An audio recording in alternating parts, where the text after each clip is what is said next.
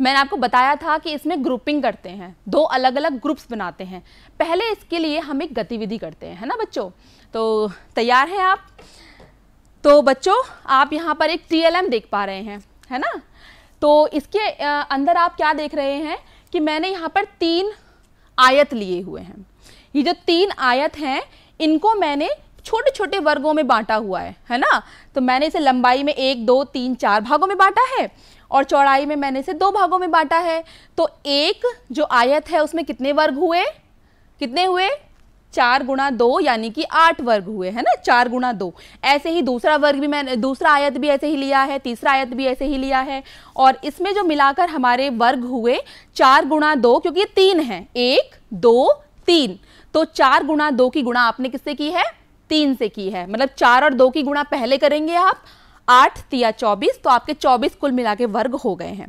अब दूसरी स्थिति देखिए, ध्यान देना कि अब मैंने यहाँ पर 4 आयत लिए हैं, 3 नहीं लिए हैं, 4 लिए हैं छोटे छोटे। अब मैंने इसे लंबाई में 3 भागों में बांटा है और चौड़ाई में 2 भागों में बांटा है। तो एक आयत में कितने वर्ग हुए? 1 2 3 4 5 6 यानी कि 2 गुणा 3, 2 गुणा 3। और ऐसे कितने आयत है मेरे पास? 1 2 3 4, यानी कि 4 से गुणा होगी किसकी? 2 गुणा 3 की। तो उत्तर आया 4 गुणा 6 24। ये क्या, मैंने 2 अलग अलग तरीके से सवाल किया, 2 अलग अलग तरीके से मैंने इनको अरेंज किया हुआ था, व्यवस्थित किया हुआ था, लेकिन उत्तर तो हमारा बराबर आ रहा है। इसी को बोलते हैं साहचर्य प्रगुण। 4 और 2 को पहले गुणा किया, 3 को बाद में गुणा किया। यहाँ 2 और 3 को पहले गुणा किया है, 4 को बाद में गुणा किया है। तो इस गतिविधि से आप समझ गए होंगे कि साहचर्य प्रगुण क्या होता है ना। तो चलिए एक बार इसको हम देख लेते हैं स्लाइड के माध्यम से। तो आप यहाँ पर 3 घनाभ देख पा रहे हैं। अब मैंने आयत को बदल दिया है, अब मैंने घनाभ यहाँ पर लगा दिया है। तो 3 घनाभ हैं, पहला, दूसरा और ये तीसरा। और ये लंबाई में 1 2 3 4 भागों में बटा हुआ है, चौड़ाई में ये 2 भागों में बटा हुआ है। तो इसे आप क्या बोलेंगे? 4 गुणा 2। ये भी आपका 4 गुणा 2 है। इसके मतलब 4 गुणा 2 घन होंगे, इसमें घन, एक क्यूब, है ना। इसी प्रकार से दूसरी स्थिति मैंने ली है। जब हम इसे सॉल्व करेंगे तो इसे सॉल्व करके आएगा 4 गुणा 2 गुणा 3, है ना, पहले वाले जो अभी हमने गतिविधि में दिखाया था। अब इसमें देखिए 3 घनाभ हैं और ये चौड़ाई में 2 पार्ट्स में हमने डिवाइड कर रखा है, लंबाई में इसको 3 भागों में। मतलब कि कितने घन होंगे हमारे पास? 6 घन होंगे। 1 2 3 4 5 6 घन उसके अंदर हो जाएंगे। तो चलिए एक बार देख लेते हैं। इसको मैं इरेज कर देती हूँ। अब देखिए हमने क्या किया, 4 गुणा 2 गुणा 3 इस तरीके से अरेंज कर सकते हैं, या फिर 4 गुणा 2 गुणा 3 इस प्रकार से भी हम इसे अरेंज कर सकते हैं। तो बच्चों साहचर्य प्रगुण इसी को बोलते हैं, क्योंकि दोनों का उत्तर 24 24 ही आएगा दोनों स्थितियों में। और आपने केवल इनके स्थान जो हैं, आपने इनके समूह अलग अलग बनाए हैं, अलग अलग समूह बनाए हैं। पहले 4 और 2 का समूह बनाया हुआ है, फिर आपने 2 और 3 का समूह बना लिया है। तो साहचर्य प्रगुण क्या कहता है? चलिए इसके निष्कर्ष पर यानी कि इसकी परिभाषा की बात करते हैं। यदि P बटा Q, R बटा S तथा T बटा U कोई भी 3 परिमेय संख्याएं हो, तो P बटा Q गुणा R बटा S, ये 2 परिमेय संख्याएं हैं, इनका समूह बना लिया पहले, गुणा T बटा U बराबर है P बटा Q गुणा R बटा S गुणा T बटा U के। तो आशा है आपको ये समझ में आ गया होगा। चलिए अब साहचर्य प्रगुण पर एक सवाल को हल करते हैं। निम्नांकित को सरल कीजिए, दिखाइए कि दोनों स्थितियों में प्राप्त परिमेय संख्याएं समान हैं। तो आप देख रहे हैं कि मैंने इसमें एक बड़े ब्रैकेट के द्वारा समूह बनाया है। संख्याएं यहाँ पर जो दोनों ही साइड में आपको संख्याएं दी गई हैं वो समान है, संक्रिया गुणा की हो रही है, बस ग्रुपिंग अलग अलग की हुई है, बड़ा ब्रैकेट अलग अलग जगह पे लगाया गया है। तो चलिए पहले हम लेफ्ट हैंड साइड की बात करते हैं। तो पहले मैंने ब्रैकेट में जो हमें नीले रंग से जो दिया गया है, पहले इस पार्ट को सॉल्व करेंगे।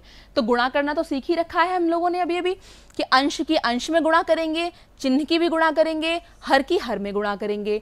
और ये जो आपका पार्ट है जो ब्रैकेट से बाहर था, ये साथ में अभी चलता रहेगा जब तक ये हल नहीं हो जाता।